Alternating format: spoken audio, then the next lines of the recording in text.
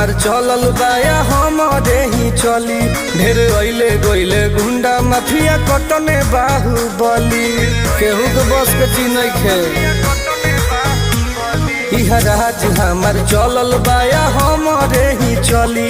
ढेर अइले गइले गुंडा माफिया कटने बाहुबली।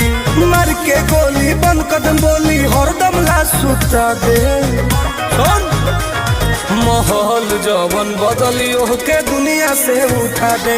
माहौल जवन बदलियो के दुनिया से उठा दे।